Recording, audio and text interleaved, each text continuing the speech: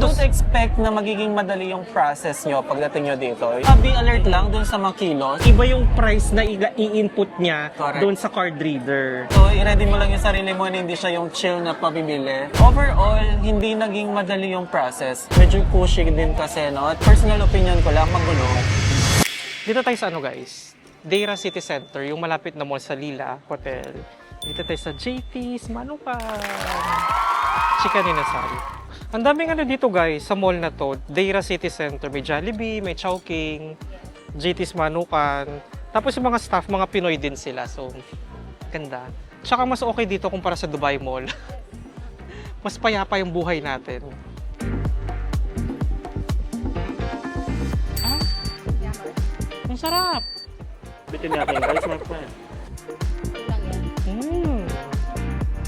Ang sarap. Ano yung order namin guys? 3 chicken, adobong kangkong, 122 AED lahat. Okay na, no? Very na. Napano tayo, sir? Napano tayo, my friend? Ba't tayo inuubo? Grilled chicken skin. Ang sarap. Cholesterol is waving. Shopping! Day to day. Yes. Para siyang ano guys, donkey. No, yung day to day. So may mga murang items. Tsaka pwede, pero hindi siya tax free. Hindi siya tax free, pero maraming items guys. Kapag naghanap nyo ng murang items sa day-to-day, lagi nilang, yung mga kabayan dito at mga Filipino community, lagi nilang sinasabi day-to-day nila. Before kayo bumili sa mga Carrefour, at ibang mga grocery shops. True. Yung mga magnets guys, dun sa labas, mahal sila. Pero sa day to day, same lang naman. Pero kalahati yung presyo. So dito na lang kayo mabili ng mga souvenir items. Tsaka mga kung anong alik-alik, marami sila dito. So we got our goods. First shopping day in Dubai. Let's go! Go and say.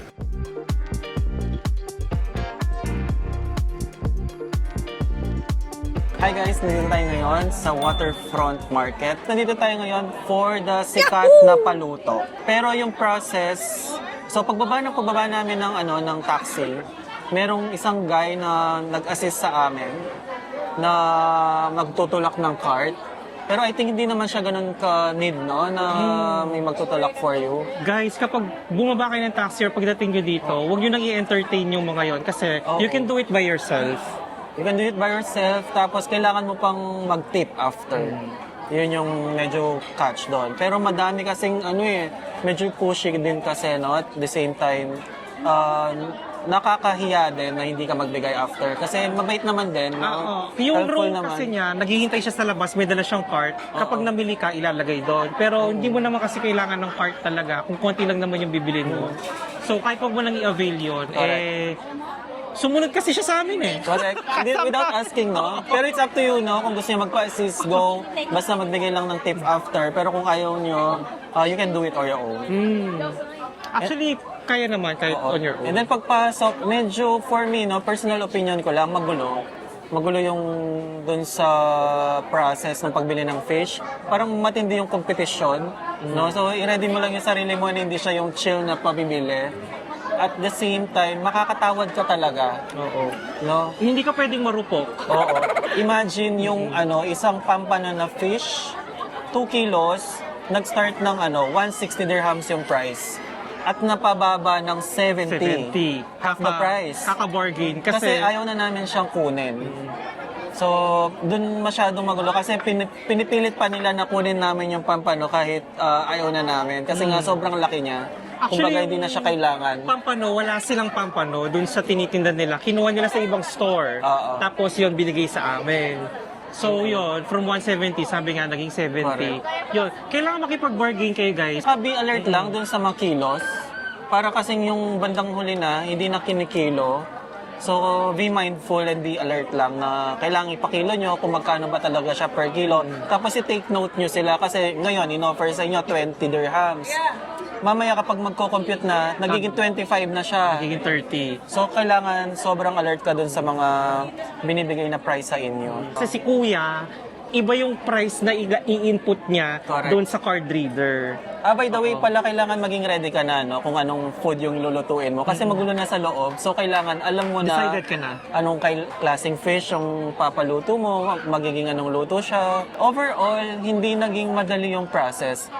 Kasi talagang bardagulan bardagulan. yung pagbabayad mo. Pinalinis, sinabi naman kung ano para saan, pero yung nangyari, hindi nagawa para dun sa calamari. Hindi siya na-chop ng maayos. So, pagdating namin dito sa paluto, hindi siya tinanggap. Nagbayad ka na ng cleaning. So, ang magiging case nun, since BCC paluto, kailangan mong ibalik sa kanila at magbabayad ka na naman ulit ng another fee. So, may option naman kayo na dumiretso kay Paluto. Nagsiserve din naman sila ng... May menu na May menu sila, no? Pagdating kay Paluto, it's Friday today. Sobrang dami ng tao. Pero yun nga, it's another pila na naman. It's like 30 to 40 minutes of waiting. No? So, imagine mo, na-stress ka na dun sa pamimili mo ng fish. Pagdating mo dito, stress din sa pagpipila. Yun nga, tapos yun nga, dun lang namin nalaman na yung pinalinis namin na puset, hindi siya pwede. So, we decided na lang na iba na lang na dish. Instead of calamari siya, pinagawa na lang namin na adobong pusit. So, nag-order na lang kami separately ng sa kanila, ng calamari. So, don't expect na magiging madali yung process nyo pagdating nyo dito. Kung okay sa inyo yun na a little bit challenging for this kind of food, so go for it. Pero kung gusto nyo ng stress-free, I don't recommend na pumunta sa place na to. Tsaka lang guys, for example, kanina yung pampano, din na namin siya kinukuha. Si Kuya talaga nilalagay niya dun sa cart. Kaya sinabi na namin no, cancel. Naglalagay pa rin sila ng items dun sa cart. Kaya tataas yung pressure. Kung hindi kayo careful, yun, magugulat na lang kayo na meron kayong item, tsaka mahal yung presyo nyo. Hanggat hindi ka nakapila dun sa paluto, Hindi ka pa pupuin. hindi ka makakuha ng place. Yun. Pero in fairness naman sa mga staff nila, kahit working under stress sila, nakasmile pa rin. True, Very mabait friendly, very accommodating naman lahat. So, yun. Let's see kung kamusta naman ng food. So after makipagbardagulan, Hindi rin yung food, finally. let's eat. Salmon, sinigang. Oh, yan, sarap. Uy. Tastes like home. Sarap. Ang sarap. Perfect yung asim niya, no? True. Nawala na yung pagod Okay, ko. medyo kumakalma na tayo, guys. Kanina, matas yung ating emosyon. Ito naman yung calamares. Kalama. Ito yung menu nila. Menu nila to. Menu nila to. Ang sarap nito. Tentacles. Pinigil ka nga mo. Ano? Sarap yung calamares, guys. Legit. Yung salmon, guys, may tinik siya. May tinek.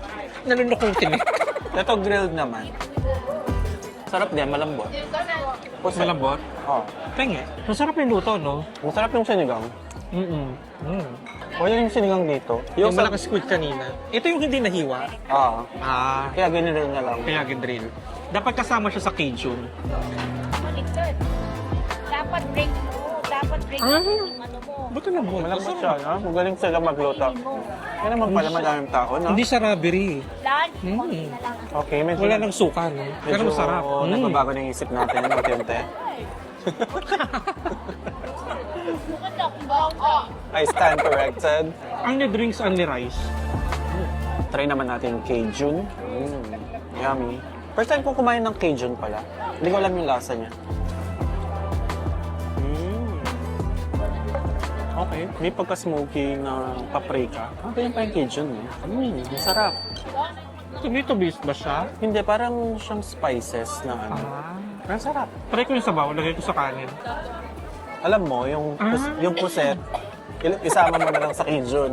Ihalo Naman mo din na lang lang. din siya nasama. True. Lahat masarap, no? So far, Kaya pala dami kumakain dito. true. So papahirapan ka muna bago ka makakain. Yun yung guys, yung challenge. Nandun kami lahat kasi sa lahat ng process, no? First stage, makipagbardagulan. Everyday kami nakipagbardagulan dito sa Dubai. At huwag kang mag-isang bibili. Oo. Kukuyugin ka talaga. Price pa po. Padalawa. Thank you po. Yun, no? Masikaso yung mga staff, no? Parang isang sabi nila. Mapasensya. Yung pa guys, grabe yung Grabe yung ano nila. service dito ng mga staff. Correct. Super mapasensya sila as in. Cajun shrimp. Sarap ng show. Ano siya? Masarap. Matamis yung shrimp. No? Maglakad. Ano kayang shrimp to?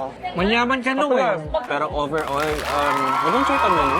Sa food. Sarap. Sarap, surprisingly. So, I think, bandang huli, medyo na-change yung aking opinion. For me naman, it's worth the stress. True. Yung lasa ng food nila. Wag niyo palapisin yung ano guys, sinigang sa salmon. Ang sarap. Masarap yung pagkaluto nila. Masarap yung salmon fresh. Tapos yung pagkaluto nila, ang sarap. Kuha Sarap nila lang, sobrang fresh, kuha nila sobrang yung kiliti ng asim. Yung Masarap. asim talagang asim kilig. Ganun na ganun yung gusto May naming gulay. asim eh, no? Yung sarap. saktong-sakto siya. Yung Cajun din, yung palang mga malilit na pusit kanina nilagay nila sa Cajun. Kaya pala wala ng adobong pusit. Oo, wala nang adobong pusit. Tapos yung calamaris na galing sa kanila na may garlic sauce, Ang sarap. sobrang yummy. Lahat masarap. Worth it. Ako worth it. Tsaka, food also staff ng paluto. Very, Yeah. tawag dito, very accommodating sila, very friendly, very mapasensya. Kasi ang daming tao guys, as in sobrang daming tao. Pero pag meron kang kailangan, lalapitan ka talaga nila with all smiles. Talagang, Yeah. it's super bait nila. Visit Paluto here in Dubai, Deira. Let's eat! Guys, hindi na talaga ako babalik dito. Hindi na talaga. Hindi masarap. Walang lasa. Dami-dami sinasabi, ang dami parang kakainin. O, di ba?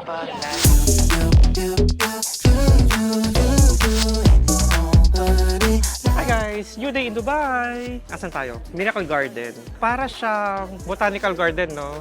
Oh, maraming eme-eme, maraming flowers. Tapos, bukas lang siya ng winter. Kasi daw pag summer, sobrang init. Mamamatay yung mga flowers. Yung naglakad-lakad na kami kanina with the parentals, with the infants. Ano ulit? Recess. Starbucks. Meron ano dito guys, maraming food options, no? Pero yung iba, yung mga nag-offer ng coffee, walang presyo. Tapos sasabihin nila 30 AED. Eh yung Starbucks, 25 AED lang siya. So, huwag kayong papabudol dun guys. Ha? Kung ano yung una yung nakita, huwag kayo muna doon kasi tingin muna kayo sa iba para hindi kayo mabudol. Ang ganda dito. Daming flowers, colorful. Ayaw, yung Emirates na airplane, A380, meron doon kanina. Ang ganda.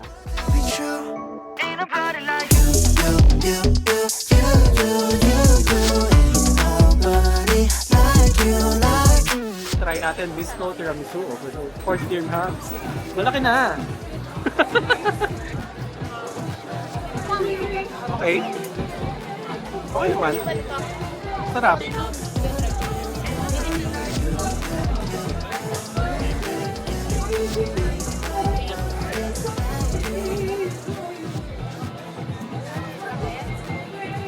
Orderin ko ulit, hindi. Masyado siya matamis para sa akin. Pero masarap naman siya. Don't get me wrong. Next up, now we have trileche. 30 dirham. Trileche pala guys is ano siya, 3 leche, 3 milk yung ginamit. Condensed milk at saka cream ata. So usually yung parang cake na soak siya sa milk. So medyo tawag dito basa yung texture.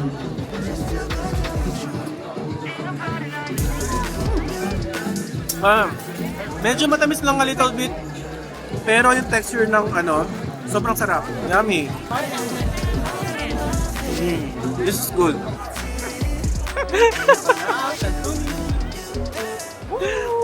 Ano din pala siya, no? Para siyang shawarma na may yogurt sauce. Pero ano siya, Turkish dish din siya. Sarap. 38 dirhams. Actually, ang gusto namin orderin is chicken. Kaso, sold out na daw sabi ni sister. So, beef na lang yung meron sila. So, let's try. Beef. Ay,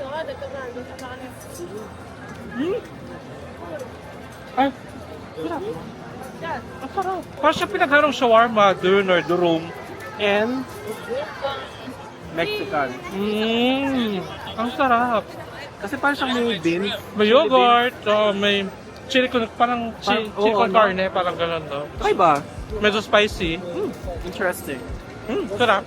Yummy. Try ito guys. Tantuli, pangalan mismo ng store. Global Village, di ba? Sa may Fiesta Street. Guys, explain ko lang pala quickly yung nangyari kagabi, no, dun sa Miracle Village, tsaka Miracle Garden, tsaka Global Village. So yung ginawa namin kahapon is, nag-start kami sa Miracle Garden from Dubai City Center. Malayo siya, no? Nag-taxi kami. Ang layo niya. Siguro mga 30 minutes to 40 minutes yung biyahe. Then from Miracle Garden, tumuwid tayo ng Global Village. Yun, nag-taxi lang din kami. So dun sa Miracle Garden, maganda siya. Nakita nyo dun sa clips natin. Ang ganda ng mga flowers. Tapos for me, yung naging highlight doon, nandun yung A380 na nilagyan nila ng mga flowers. Ang ganda nun. Tapos for me, siguro mag-enjoy talaga doon yung mga kids.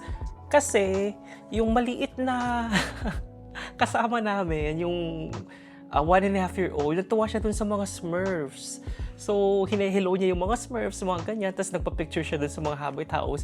So, yun, sa mga kids, tuwan-tuwa sila. Pero sa mga seniors, walang wheelchair. So, maglalakad talaga. So, lakaran siya. Hindi naman siya super malaki. Siguro, less than 2 hours matatapos niyo siya, no, kung hindi kayo masyado nagpapahinga. Tapos, maraming food options. Pero, suggestion ko guys, bumili kayo dun sa may mga presyo na nakasulat. Kasi yung iba, pag walang nakasulat na presyo, medyo inaano nila yung prices nila, no? So, medyo binabago nila ng konti. So, medyo mabubudol kayo. Ang ganda ng Global Village, guys! Natuwa ako kasi para siyang, akala ko ngayon yung expo, hindi pala siyang expo, iba pa yung expo. Para siyang, guys, isang malaking area, para siyang Disneyland. Pero, yung nakalagay doon, hindi mga rides. Nakalagay yung mga parang iba't ibang bansa. No? Meron Middle East, meron Americas, Europe, Asia, mga ganon. Tapos, showcase nila yung pagkain ng mga bansa, ng mga regions. Tapos, nagbebenta rin sila ng mga souvenir items. Ang daming food options since Global Village siya. No? So, marami kang makikita talagang pagkain. Yung comment ko lang doon, guys, is medyo mahal. Medyo pricey yung pagkain kung kukumpara mo sa labas, no? Doon guys, merong wheelchair, so may mga mobility issues. So overall, masaya naman siya, no? So yun lang, thank you sa pagsama dito guys, and see you on the next video.